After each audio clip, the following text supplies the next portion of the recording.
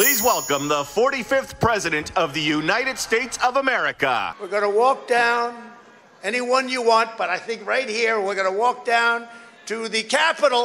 2021 সালের 6 জানুয়ারি And we're going to cheer on. ওয়াশিংটনের Capitol হিলের সামনে ডোনাল্ড ট্রাম্পের দেয়া এই ভাষণকে ঘিরেই বিতর্কের সূচনা। And we're probably not going to be cheering so much for some of them. ট্রাম্পের ওই ভাষণের পরই ক্যাপিটল হিলে ছড়িয়ে পড়ে স্মরণকালের সবচেয়ে বড় দাঙ্গা। বিবিসি নিউজ শো প্যানোরামায় ট্রাম্পের দেয়া 50 মিনিটের ভাষণকে সম্পাদনা করে প্রচার করা হয়। ট্রাম্পের আইনজীবীর অভিযোগ, সাংবাদিকতার নীতি নৈতিকতাকে উপেক্ষা করে দুটি বক্তব্যের ভিডিও জোড়া দিয়ে এর অর্থ পাল্টে দিয়েছে বিবিসি। এর জেরে বিচার ও বিচক্ষণজনিত ভুলের দায় স্বীকার করে পদত্যাগ করেন বিবিসির মহাপরিচালক ও বার্তা প্রধান। সেই সাথে প্যানোরামায় প্রচারিত প্রামাণ্য চিত্রটি পুনঃপ্রচার না করার সিদ্ধান্ত নেয় বিবিসি। এখানেই শেষ নয়, বরং ইতিহাসের সবচেয়ে সংকটে পড়তে যাচ্ছে বিশ্বের এই শীর্ষ গণমাধ্যম। বিবিসির বিরুদ্ধে $1 থেকে $500 কোটি মামলা করার ঘোষণা দিলেন প্রেসিডেন্ট ট্রাম্প। আমরা তাদের বিরুদ্ধে মামলা করব।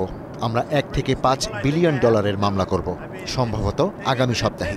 আমার মনে হয় আমাকে এটা করতেই হবে। তারাও স্বীকার করেছে যে তারা প্রতারণা করেছে, অর্থাৎ তারা না করলেও পারত, কিন্তু তারা প্রতারণা করেছে। তারা আমার মুখ থেকে বের হওয়া কথাগুলো বদলে দিয়েছে।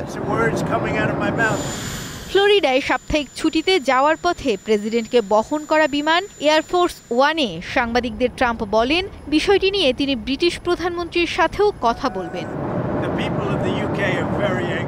যা ঘটেছে তা নিয়ে যুক্তরাজ্যের মানুষ খুবই ক্ষুব্ধ, যেমনটা আপনি কল্পনা করতে পারেন, কারণ বিবিসি ভুয়া সংবাদ দেখিয়েছে। তুমি আর আমি সেটা অনেক দিন ধরেই জানতাম, কিন্তু এটা যে এতটা ভুয়া সেটা জানতাম না। আমি সপ্তাহান্তের ব্রিটিশ প্রধানমন্ত্রী কিয়ার স্টারমারকে ফোন করতে যাচ্ছি। তিনি আসলে আমাকে একটি কল করেছিলেন।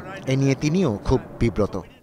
বৃহস্পতিবার প্রেসিডেন্ট ডোনাল্ড ট্রাম্পকে ব্যক্তিগতভাবে ক্ষমা প্রস্তাব পাঠায় বিবিসি, যদিও বিবিসি মনে করছে এই মামলার কোনো ভিত্তি নেই।